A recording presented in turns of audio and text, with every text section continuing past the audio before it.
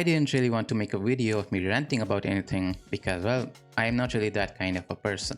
I usually like to keep my emotions in control, but you can only hold things in for so long, and I have reached that point where I just can't stop myself. As an artist, I have been using Pinterest for a while now, and I am sure you do too. Pinterest is a go-to website for many artists whenever they need references and ideas for their artworks, and honestly, it's perfect for that. You type in whatever you're looking for, and Pinterest will give you an endless stream of related images. You click on one, and suddenly you are down a rabbit hole of even more inspiration. With Pinterest, you simply never run out of things to draw. There were always a few small issues, but nothing that completely ruined my experience. But then came generative AI, and it became a big thing. Everyone started generating AI images and posting them online. Some people use it for fun, some to make money, and others because they didn't want to put in the work themselves. And soon, AI was everywhere. Every social media platform was affected by it, but Pinterest got hit the hardest.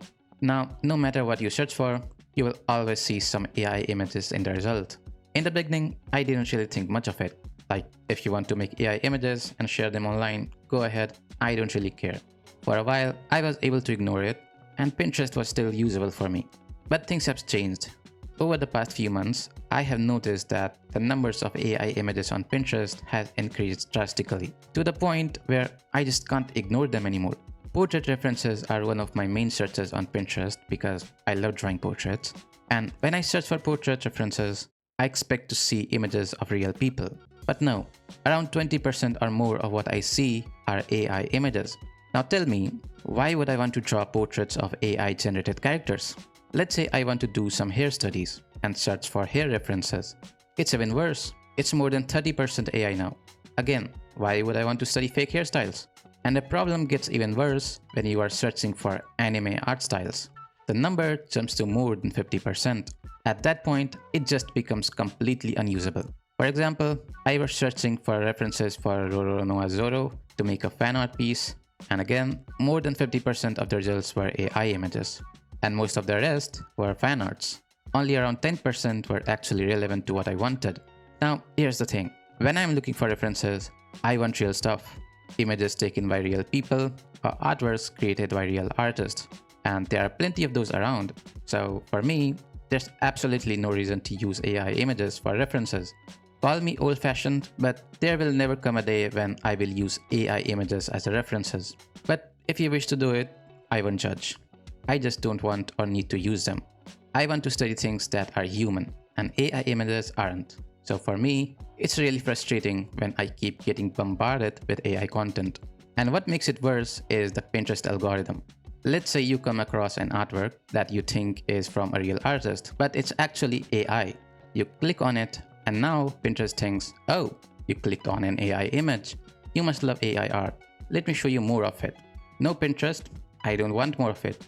I really believe that your feed should be based on the pins you save, not the pins you click on. That's just my opinion. You can disagree if you want. The point of new technology is to improve your quality of life.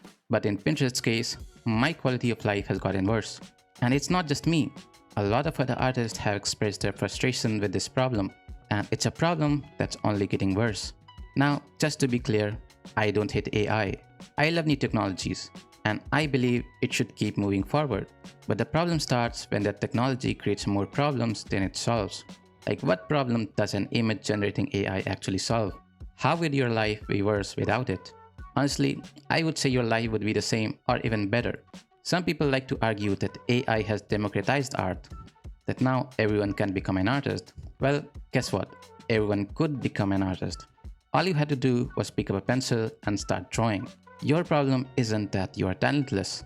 Your problem is that you don't want to put in the work, but you still want all the rewards.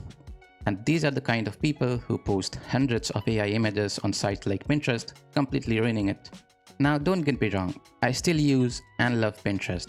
It's still usable for now, but the problem is that things are getting worse. Pinterest is declining, and AI art is one of the biggest reasons for it. And all of this has happened in just the last 2 or 3 years.